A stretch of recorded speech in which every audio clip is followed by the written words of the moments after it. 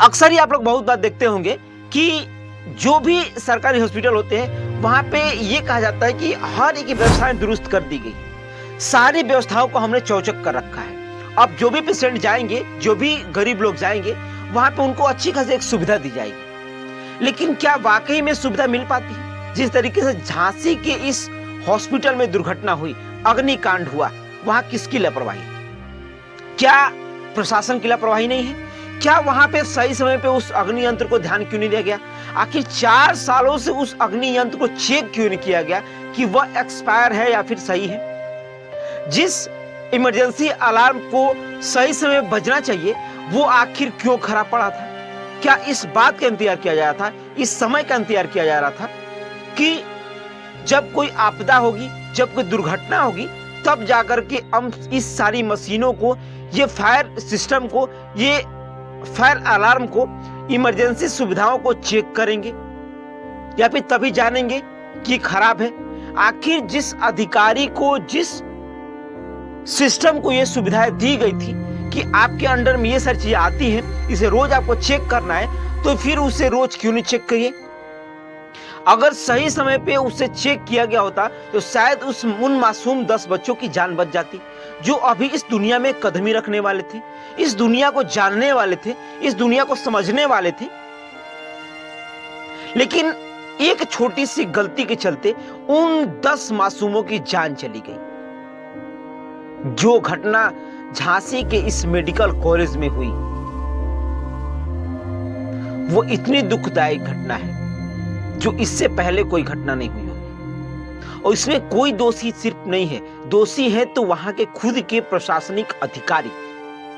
इसलिए दोषी हैं क्योंकि उनके अंडर में सारी सुविधाएं दी जाती हैं, और उस सुविधाओं की जब व्यवस्था सही से नहीं कर पाते हैं, सुविधाओं के चेकअप सही से नहीं कर पाते हैं, तो फिर क्या मतलब बनता है ऐसी व्यवस्थाओं का? सिर्फ महीने की सैलरी आ जाने से थोड़ी ना होता है। आपको सरकार के द्वारा पैसा मिल जाता है, आपको सिर्फ तनख्वाह मिल जाती है, और आप सोचते हैं कि बस इतने ही दुनिया है, और उस मासूमों के साथ खिलवाड़ कर लेते हैं। शायद ये आप भूल जाते हैं कि जो तनख्वाह आपके पॉकेट में आ रही है, आपके सैलरी के तौर पे आ रही है, वह आम जनता के, आम किसान के पॉकेट से कट के आ रही है। वो जब टैक्स भर रहा है तब जाकर के सरकार आपको ये पे कर रही है। लेकिन उसके लिए ही सरकार जब व्यवस्थाएं दुरुस्त करती है, सुविधा देती है, तो फिर हाथ पे हाथ धरे ये प्रशासनिक अधिकारी क्यों बैठे रहते हैं?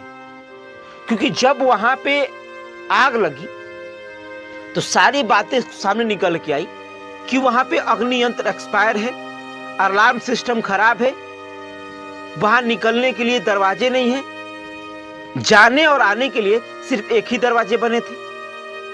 जब फायर ब्रिगेड की गाड़ियां आई तो खिड़की तोड़ करके पानी की बौछार की गई, सेना को बुलाना पड़ा, तब जाकर के वहां पे उस अग्नि पे काबू पाया गया। जब आग लगी, जिस शॉट की वजह से आग लगी थी, आखिर उसे रोज क्यों नहीं चेक किया गया था?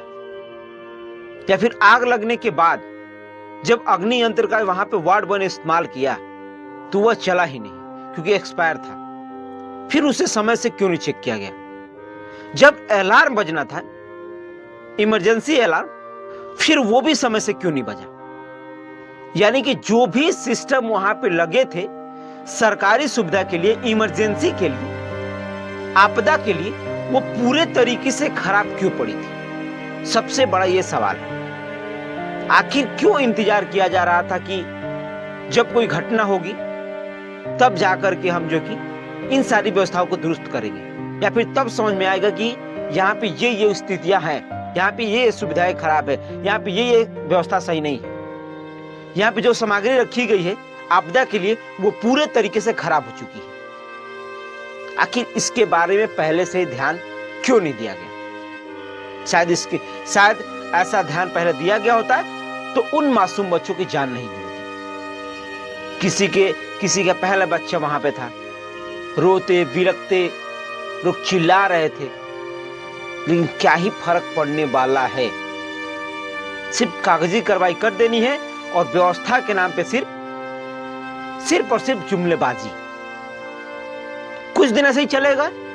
अभी जो घटना हुई सारे हॉस्पिटल एक्टिव हो गए, सब में जो है कि फायर सिस्टम चेक किया जा रहा है, लेकिन कुछ दिन बीतने के बाद फिर वैसा ही माहौल हो जाएगा, ना उसे समय से चेक किया जाएगा, ना समय से देख रेख की जाएगी, क्योंकि कहा जाता है कि जो समय बीत गया है वो बीत गया है। शायद ये लोग भी ऐसा ही सिस्टम करते हैं, और आपदा होती है तो एक दूसरे पे मरने लगते कि हमारे सिस्टम में नहीं आता है, देख रेख वो करते थे, देख रेख वो करते थे। तो ये सारी व्यवस्थाएं आखिर कब तक चलती रहेंगी? आखिर एक गरीब जनता को कब तक परेशान किया जाएगा? झांसी के इस अग्निकांड के बारे में आप क्या सोचते हैं? हमें कमेंट बॉक्स में जरूर बताइएगा। धन्यवाद।